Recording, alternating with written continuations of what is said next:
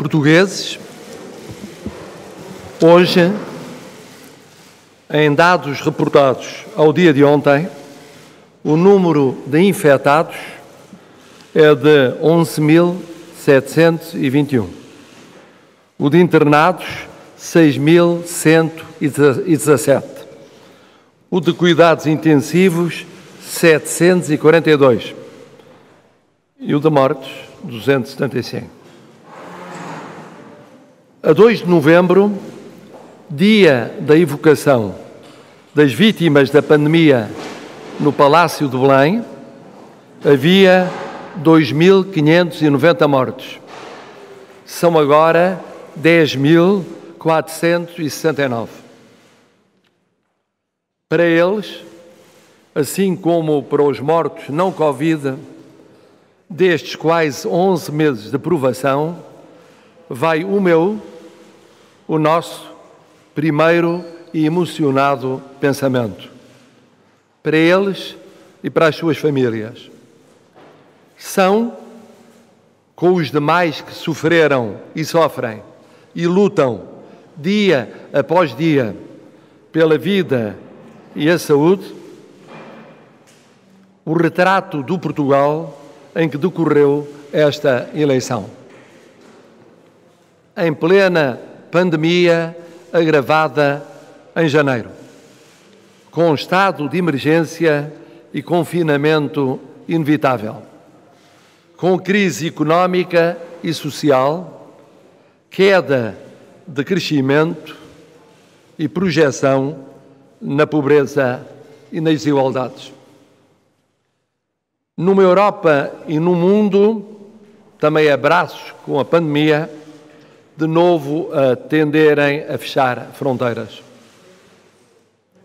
Para os portugueses, cá dentro, nos Açores, na Madeira, no continente, e lá fora, os que, na comunicação social, proporcionaram uma campanha única neste contexto tão difícil. Os que se mobilizaram nas mesas de voto para que pudesse haver eleição. Os que votaram, apesar da pandemia e do inverno agreste. Os que só não votaram por impossibilidade legal ou física.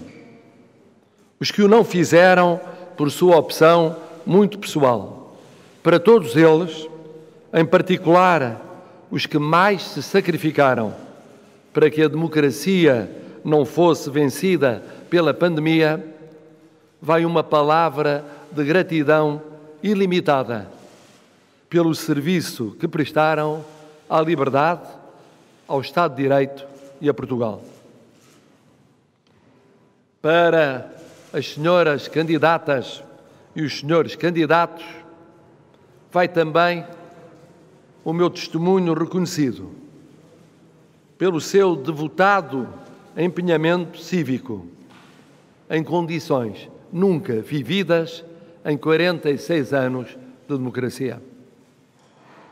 Portugueses, a eleição de hoje proporcionou inequívocas respostas acerca do nosso futuro imediato. A primeira e mais direta foi dada quanto à escolha feita entre a renovação da confiança no Presidente da República em funções e a sua substituição por outra ou outro dos candidatos com diversos perfis, percursos, visões de Portugal. Perante essa opção, que envolvia também julgar o desempenho de quem se submetera ao voto como o responsável máximo do Estado e, nessa medida, da gestão da pandemia, os portugueses responderam renovando a confiança no atual Presidente da República por mais 5 anos. Deixem-me dizer, de coração aberto, como me sinto profundamente honrado e agradecido por essa confiança em condições tão mais difíceis do que as de 2016. E como envolvo na minha gratidão pessoal os portugueses, os partidos, os grupos de cidadãos que me apoiaram e todos os que em mim votaram e, por extensão, os muitos que não votaram em mim, mas que sabem que, como sempre, exercido o voto, o Presidente é um só e só um e representa todo o Portugal. Portugal, que, como escrevia o saudoso Eduardo Lourenço, é uma nação pequena que foi maior do que os deuses em geral permitem. Tenho a exata consciência de que a confiança agora renovada é tudo menos um cheque em branco.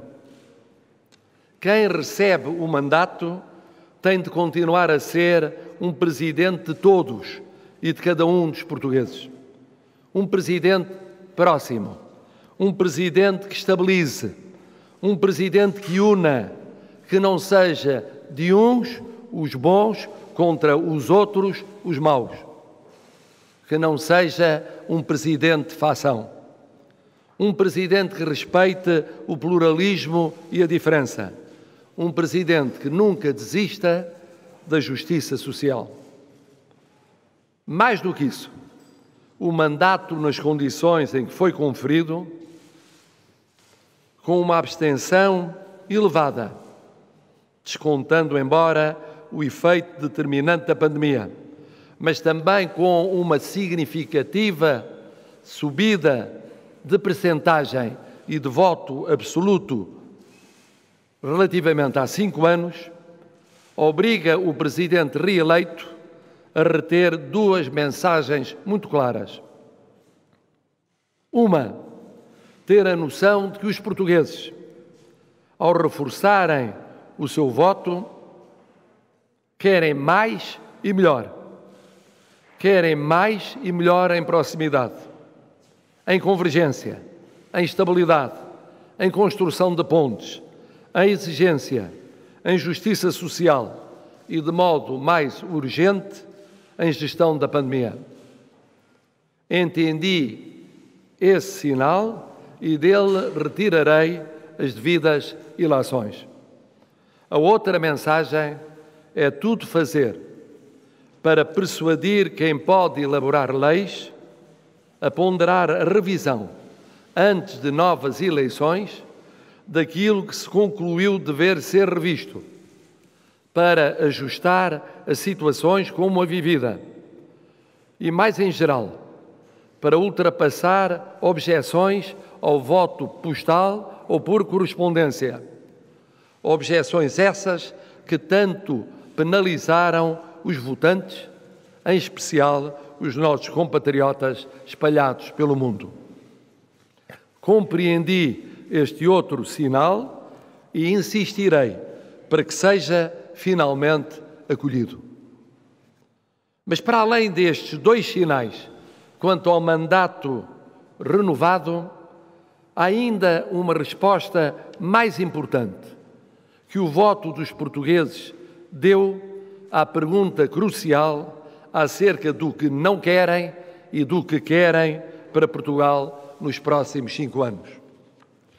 Não querem uma pandemia infindável, uma crise económica sem termo à vista, um empobrecimento agravado, um recuo na comparação com outras sociedades, desde logo europeias, um sistema político lento a perceber a mudança, uma radicalização e um extremismo nas pessoas, nas atitudes, na vida social e política.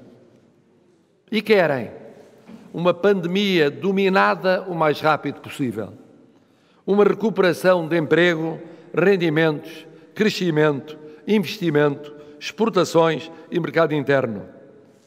Uma perspectiva de futuro efetivo para micro, pequenas e médias empresas. Uma presidência portuguesa da União Europeia, fortalecendo o papel de Portugal na Europa e no mundo, a começar no universo da lusofonia. Fundos europeus bem geridos, em transparência e eficácia. Uma reconstrução que vá para além da mera recuperação. Na qualificação, no clima e ambiente, na energia, no digital, mas também na demais economia, na justiça, na luta contra a corrupção, na reforma do Estado, na defesa e na segurança. Querem combate à pobreza, à desigualdade e à exclusão. Querem sistema político estável, com governação forte, sustentada e credível. E alternativa também forte, para que a sensação de vazio não convide a desesperos e a aventuras.